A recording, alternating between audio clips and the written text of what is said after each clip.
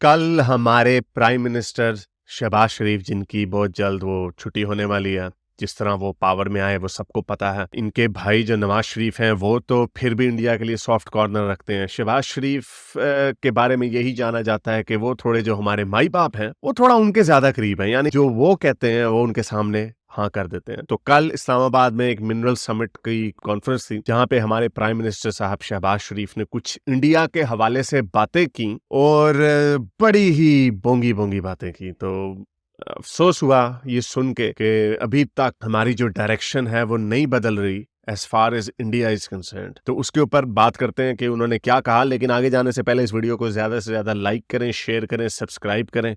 अगर इस चैनल को सपोर्ट करना चाहते हैं तो patreon.com/xmuslim पर जाकर पेट्रन भी बन सकते हैं या फिर नीचे सुपर थैंक्स के बटन को दबा सकते हैं।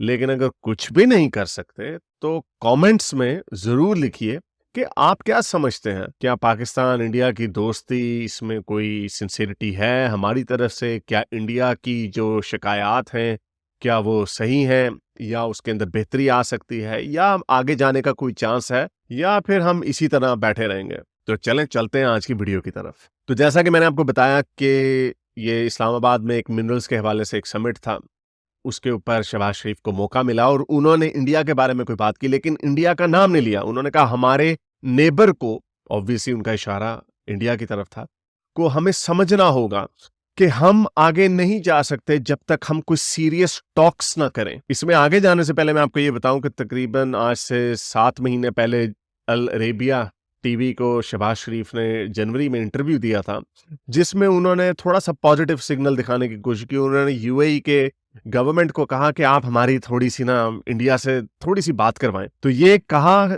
तो इंडिया की तरफ से भी जवाब आना ही था कि जैसे ही उन्होंने ये इंटरव्यू दिया, पीएम ऑफिस से स्टेटमेंट आ गई कि हम बात करने के लिए तैयार हैं, लेकिन कंडीशन ये है कि जो स्पेशल स्टेटस कश्मीर से मोदी सरकार ने लिया है वो वापस रिस्टोर करें। यानी कहने का मतलब ये है कि हम आपसे बात नहीं करना चाहते।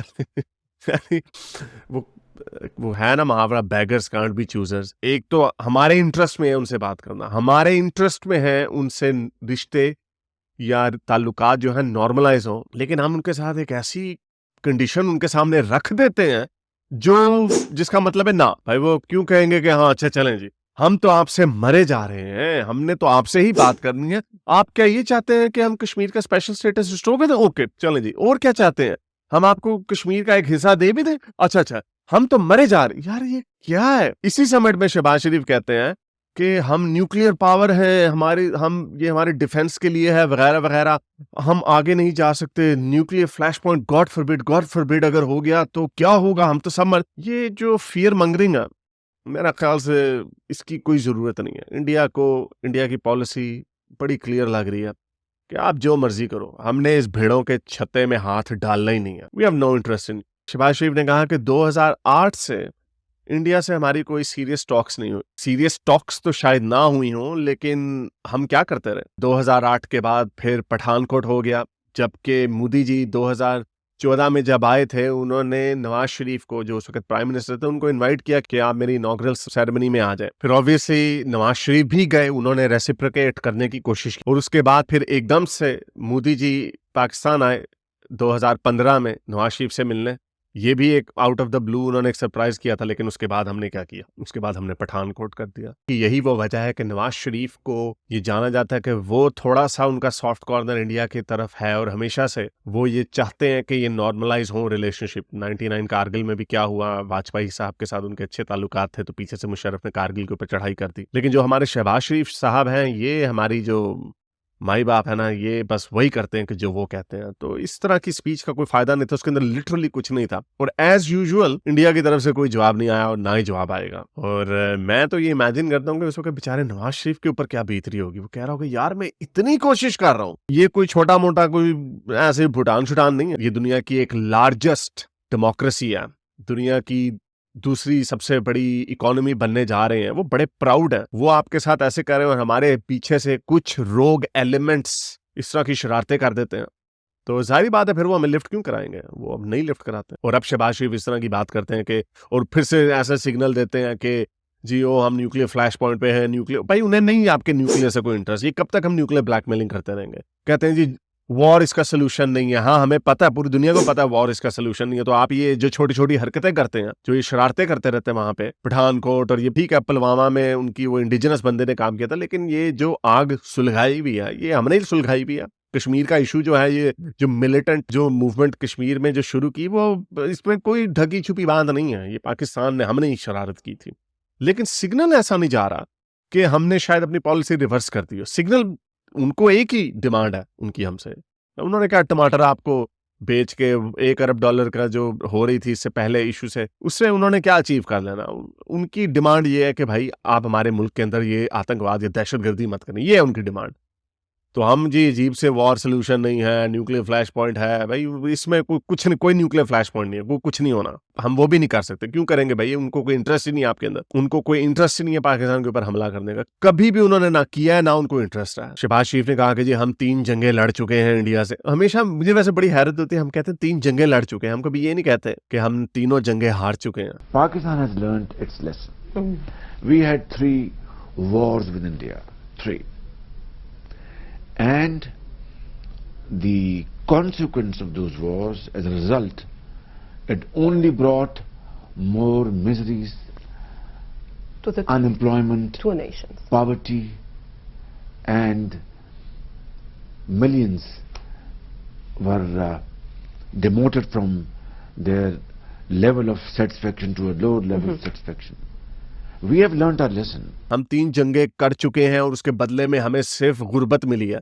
हमें, हम से मुराद पाकिस्तान, उनको नहीं। वो ठीक जा रहे हैं, वो तो चांद पे भेज रहे हैं और वो खूब पैसा कमा रहे हैं, उनको तो कोई तकलीफ नहीं हो रही। ये भी हम एक फॉल्स इक्विवेलेंस करते रहे हैं बड़े अरसे से कि देखिए जी हमें लड़ना नहीं चाहिए, दोनों मुल्कों के अवाम बड़े गरीब हैं। भाई उनकी जीडीपी ग्रो कर रही है हर साल, उनकी पर कैपिटा इनकम ग्रो कर रही है हर साल, हमें इसका ज्यादा नुकसान है। तो इससे साबित ये होता है कि हमारे इंटरेस्ट में है कि हम ये जो हरकतें करते हैं ना करें। हम अपनी ट्रेड को, वो भी मैंने वीडियो बनाई, $37 बिलियन का ट्रेड का पोटेंशियल है।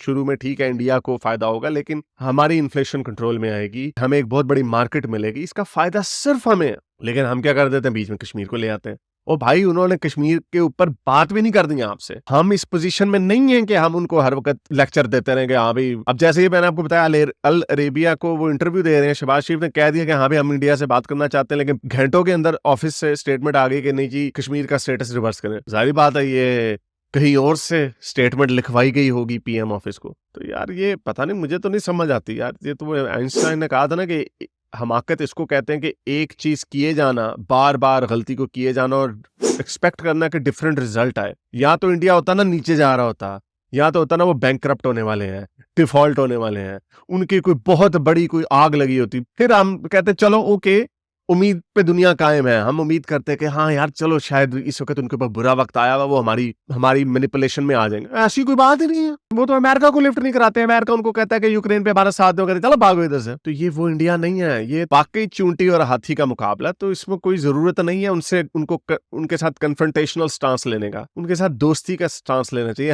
हमें ये साबित करना पड़ेगा कि हमारी पॉलिसी चेंज हो गई है।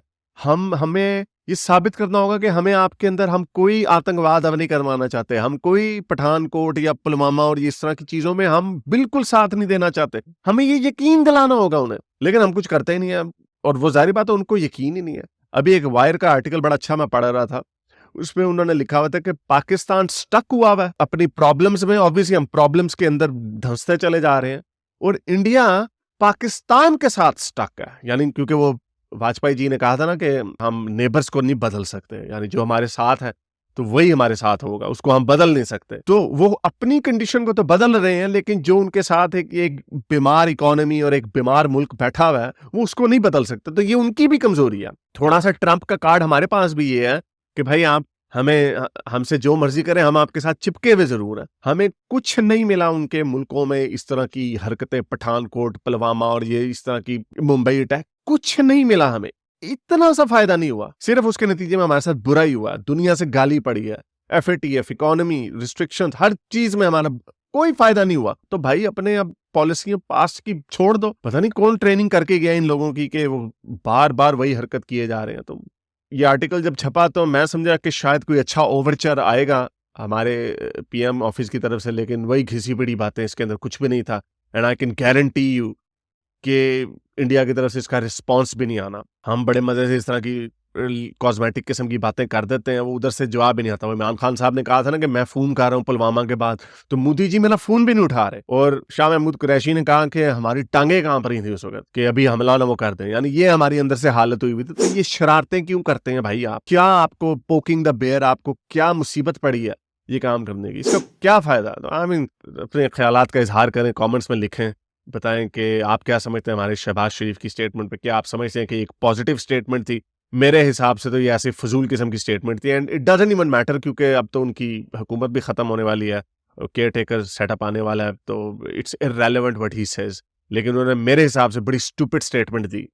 या तो कोई स्टेटमेंट ना देते या फिर कोई ओवरचोर, लेकिन खैर वो क्या करें, जब पीछे से इंस्ट्रक्शन आएगी तो फिर ही कुछ होगा, वरना ये जो हमारी पॉलिटिकल लीडर्स हैं इनके हक में तो, इनके बेचारों के हाथ में तो कुछ भी नहीं है। उम्मीद करता हूँ आज की वीडियो आपको पसंद आई होगी। इसको ज्यादा से ज्यादा लाइक करें, शेयर करें, सब्सक्राइब करें। अगर इस चैनल को सपोर्ट करना चाहते हैं तो patreon.com/xmuslim पर जाकर पेट्रन भी बन सकते हैं, या फिर नीचे सुपर थैंक्स के बटन को भी दबा सकते हैं।